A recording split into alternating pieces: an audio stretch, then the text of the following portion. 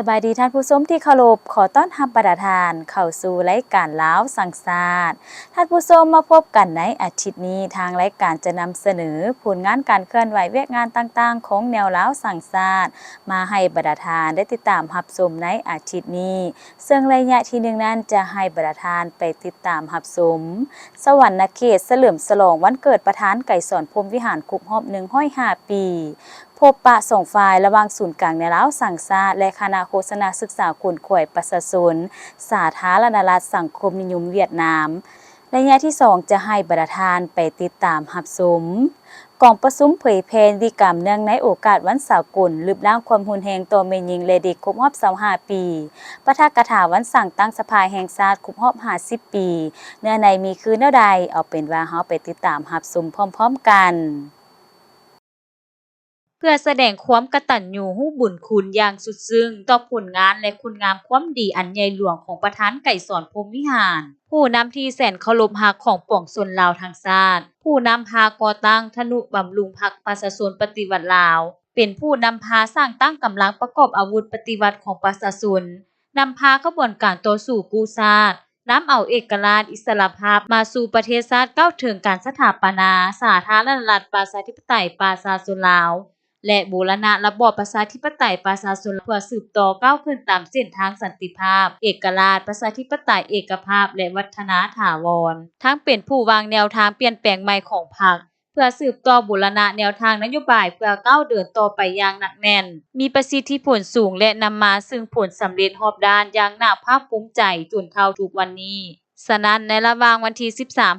13-14ธันวาคม2025นี้ที่อนุสาวรีย์ประธานไก่สอนพรหมวิหารแขวงสวรรณเขตได้จัดพิธีเฉลิมฉลองวันเกิดประธานไก่สอนพรหมวิหารครบรอบ105 ปีเป็นเกียรติเข้าร่วมมีท่านบุญยังวรจิตอดีตเลขาธิการใหญ่คณะบริหารงานศูนย์กลางพรรคอดีตประธานประเทศแห่งสาธารณรัฐประชาธิปไตยประชาชนลาวท่านศิลวงศ์ขุดไพฑูรย์กรรมการกรมการเมืองศูนย์กลางพรรคประธานศูนย์กลางแนวลาวสังสาสตร์ท่านบุญจมอุบลประเสริฐกรรมการศูนย์กลางพรรคเจ้าแขวงสวรรณเขตมีบรรดาการนำพรรครัฐจากกระทรวงองค์การนำบรรดาแขวงภาคกลางและภาคใต้พร้อมด้วยมวลชนชาวแขวงสวรรณเขตเข้าร่วมอย่างพร้อมเพรียงในพิธีการจัดตั้งพรรครัฐขั้นศูนย์กลางแขวงและประชาชนลาวบรรดาเผ่าพร้อมด้วยครอบครัวพรหมวิหารได้ร่วมกันตั้งกองบุญรวมทั้งหมด9กองพร้อมกันนั้นท่านอดีตประธานประเทศแห่งสาธารณรัฐประชาธิปไตยประชาชนลาวได้เต้เทียนบูชารัตนตรัยท่านประธานศูนย์กลางในลาวสังสาสตร์ได้เทียนต่อหน้ารูปหล่อของประธานไก่สอนพรหมวิหารและท่านเจ้าแขวงสวรรณเขตใต้เทียนผ่ามงคลหลังจากนั้นไหว้พระรับศีลสูตรปริตะมงคลฟังธรรมเทศนาถวายปัจจัยเครื่องบริวารต่างๆแด่พระสงฆ์105องค์และตอนเช้าในวันที่14ได้มีพิธีไหว้พระรับศีลและใส่บาตรและต่อไปจะให้ประธานไปติดตามรับชมพบปะสองฝ่ายระหว่างศูนย์กลางแนวลาวสังสาสตร์และคณะโฆษณาศึกษาคนข่วยประชาชนสาธารณรัฐสังคมนิยมเวียดนามพบปะสองฝ่ายระหว่างศูนย์กลางแนวลาวสังสาสตร์และคณะโฆษณาศึกษาคนข่วยประชาชนสาธารณรัฐสังคมนิยมเวียดนามคณะผู้แทนขั้นสูงของศูนย์กลางแนวลาวสังสาสตร์นำโดยสหายดร.นางอินละวรรณแก้วบุญพันธ์กรรมการศูนย์กลางพรรครองประธานผู้ประจำการศูนย์กลางแนวลาวสังสาสตร์พร้อมคณะได้พบปะเฮ็ดเวียกกับคณะโฆษณาศึกษาและคนข่วยประชาชน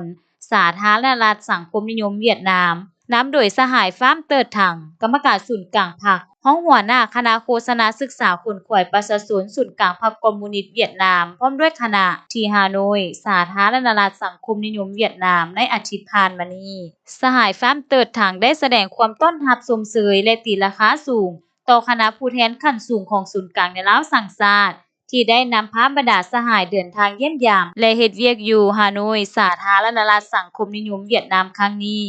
พร้อมทางรายงานการพัฒนาเศรษฐกิจสังคมของประเทศสาธารณรัฐสังคมนิยมเวียดนามและการจัดตั้งปฏิบัติเวียกงานของคณะโฆษณาศึกษาและคนข่วยประชาชนศูนย์กลางพรรคคอมมิวนิสต์เวียดนามโดยย่อให้คณะรับทราบสหายดร.นางอินละวรรณแก้วบุญพันธ์ได้แสดงความขอบใจต่อการต้อนรับอันอบอุ่นความรู้บุญคุณเป็นอย่างสูงและขอบใจอย่างจริงใจต่อภาครัฐบาล และประชาชนเวียดนามไอน้องก็คือคณะโฆษณาศึกษาและขนขวายประชาชนศูนย์กลางพรรคคอมมิวนิสต์เวียดนามที่ได้สนับสนุนช่วยเหลืออันล้ำค่าให้แก่สาธารณรัฐประชาธิปไตยประชาชนลาวในตลอดระยะผ่านมาโดยเฉพาะได้รับสนับสนุนเวียกงานในลาวสั่งชาติตามบทบันทึก2ฝ่ายที่ได้เซ็นกันระยะปี2021หา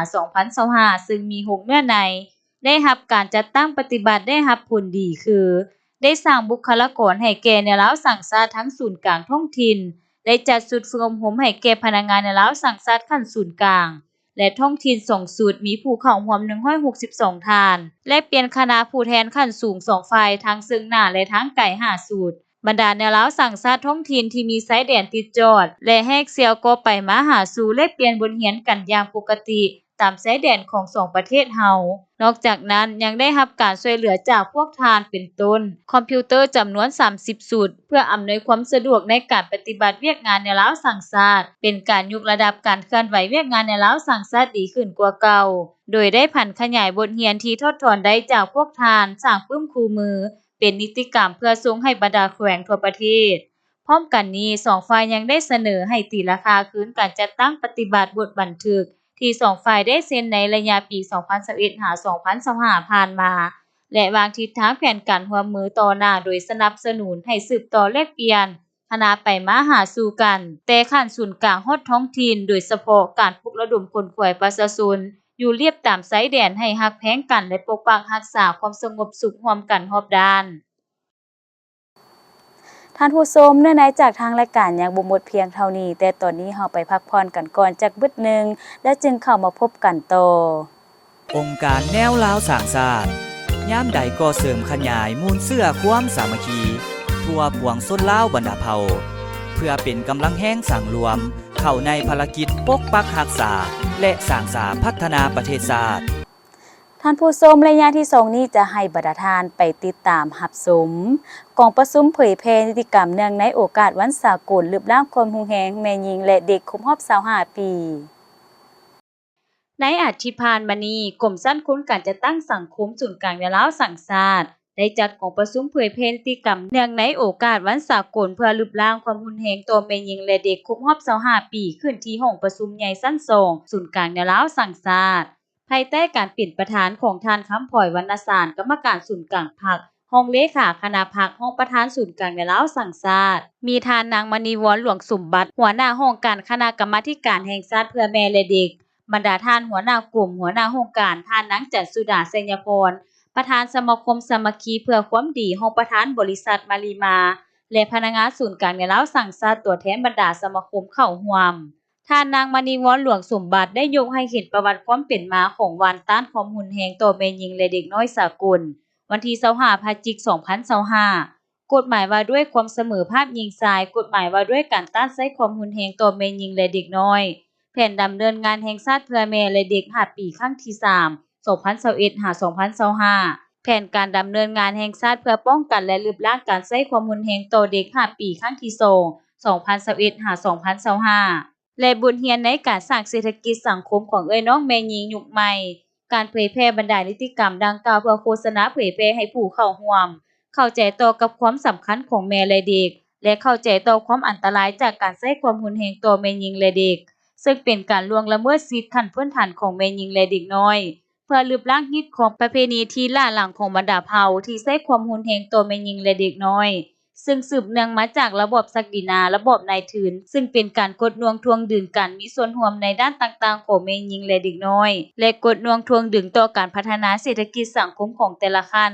ในตอนท้ายทานรองประธานศูนย์กลางในลาวสั่งชาติได้เรียกร้องมายังองค์การจัดตั้งทุกภาคส่วนองค์การปกครองแต่ละขั้นให้ถือสำคัญเอาใจใส่ต่อการพัฒนาแม่และเด็กทางด้านการจัดตั้งทางภาครัฐเอกชนและสังคมจงสืบต่อโฆษณาเผยแพร่และปลูกจิตสำนึกทั่วปวงชนให้มีความรับรู้เข้าใจอันถูกต้องในการปฏิบัติกฎหมายและนโยบายที่เป็นการส่งเสริมความเสมอภาคหญิงชายเอาใจใส่ปรับปรุงและสร้างความเข้มแข็งโดยเฉพาะให้การบริการช่วยเหลือแม่หญิงและเด็กที่ถูกข้อร้ายในทุกกรณีที่สามารถช่วยได้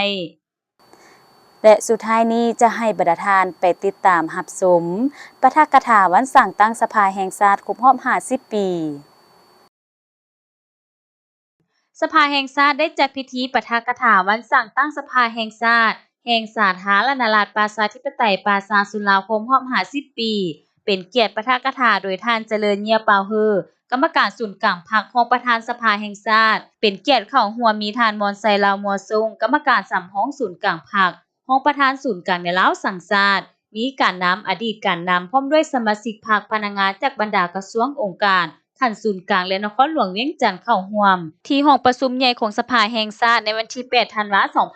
2025ท่านรองประธานสภาแห่งชาติได้หวนคืนเหตุการณ์ประวัติศาสตร์ที่สำคัญของชาติลาวในแต่ละระยะโดยย่อเป็นต้นขบวนการต่อสู้ต้านศัตรูผู้หุกหาญก่อนประเทศชาติจะมีพรรคนำพาขบวนการต่อสู้ต้านจักรพรรดิพวกลาเมืองขึ้นแบบเก่าและแบบใหม่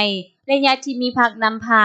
ซึ่งสามารถญาติได้ไสชนะอย่างสมบูรณ์ในการปฏิวัติศาสตร์ประชาธิปไตยอยู่ประเทศเฮาพร้อมกันนี้ท่านได้หวนคืนประวัติความเป็นมาแห่งการกำเนิดเติบใหญ่ขยายตัวของสภาแห่งชาติตลอดระยะ50 ปีผ่านมาว่ากองประชุมใหญ่ผู้แทนประชาชนทั่วประเทศครั้งประวัติศาสตร์อันยิ่งใหญ่ได้เปิดขึ้นอยู่ที่นครหลวงเวียงจันทน์ระหว่างวันที่1ถึงวันที่2ธันวาคม1975ซึ่งมีผู้แทนเข้าร่วม260ท่านมีสมาชิกสภาประชาชนสูงสุดทั้งหมด45ท่านหญิง4ท่านและได้เลือกตั้งท่านประธานสุภานุวงศ์ปิ่นประธานสภาประชาชนสูงสุดกองประชุมได้ประกาศลบล้างระบอบศักดินาและละเมืองขึ้นแบบใหม่อย่างสิ้นเชิงสร้างตั้งระบอบสาธารณรัฐประชาธิปไตยประชาชนลาวภายใต้การนำพาของพรรคประชาชนปฏิวัติลาวขึ้นอย่างสง่าองอาจไขสังกัดใหม่สังกัดแห่งเอกราชให้แก่ประเทศชาติและอิสรภาพให้แก่ประชาชนลาวบรรดาเผ่าอย่างแท้จริงจนเท่าทุกมื้อนี้ตลอดระยะ50 ปีผ่านมาสภาแห่งชาติได้จัดกองประชุมใหญ่ผู้แทนทั่วประเทศขึ้นทั้งหมด9ครั้งและผ่าน2สื่อเอิ้นคือครั้งที่1หาครั้งที่2แม่นเอิ้นว่าสภาประชาชนสูงสุดและครั้งที่3หาครั้งที่9เอิ้นว่าสภาแห่งชาติได้สำเร็จการสร้างปรับปรุงรัฐธรรมนูญและกฎหมายในขงเขตเวียกงานต่างๆจำนวนหลายฉบับให้แทศเหมาะกับแต่ละระยะสภาแห่งชาติเป็นองค์การตัวแทนแห่งสิทธิและผลประโยชน์ของประชาชนลาวบรรดาเผ่าเป็นองค์การสูงสุดแห่งอำนาจรัฐและเป็นองค์การนิติบัญญัติมีพลาบทบาทห้ามร้องเอารัฐธรรมนูญและกฎหมายตกลงปัญหาสำคัญพื้นฐานของประเทศชาติและติดตามกฎกาเคารพปฏิบัติรัฐธรรมนูญกฎหมายของบรรดาองค์การรัฐโอกาสนี้ท่านยังได้เสนอบางปัญหาที่สำคัญการกระเกี่ยมความพร้อมรอบด้านในการเลือกตั้งสมาชิกสภาแห่งชาติชุดที่10ให้รับทราบเติมอีกท่านผู้ชมที่บัดทานได้ติดตามรับชมผ่านไปทั้งหมดนั้นแม่นผลงานการเคลื่อนไหวเวียกงานต่างๆของแนวลาวสังชาติที่ทางรายการได้นำมาเสนอให้บัดทานได้ติดตามรับชมในอาทิตย์นี้เวลาก็ใกล้จะหมดลงแล้วถ้าหากบัดทานสนใจหรืออยากตำหนิติชมต่างๆก็สามารถโทรศัพท์มาได้ที่หมายเลข0212189666หรือหมายเลขที่แสดงอยู่เทิงหน้าจอนี้ทางรายการยินดีเอาคำตำหนิติชมของบัดทานไปปรับปรุงรายการให้ดีขึ้นกว่าเก่านอกจากนั้นบัดทานก็ยังสามารถติดตามการเคลื่อนไหวต่างๆของแนวลาวสังชาติได้จากเว็บไซต์ศูนย์กลางแนวลาวสังชาติ www.lfnd.gov.la นอกจากนั้นก็มี Facebook ก็คือข่าวสารแนวโฮมและแอปพลิเคชัน LFND สำหรับมื้อนี้พิธีกรพร้อมด้วยทีมงานลาวสังชาติต้องขอลาท่านผู้ชมไปก่อนไว้พบกันใหม่ในอาทิตย์หน้าวันและเวลาอันเดียวกันสำหรับมื้อนี้กล่าวคำว่าสบายดี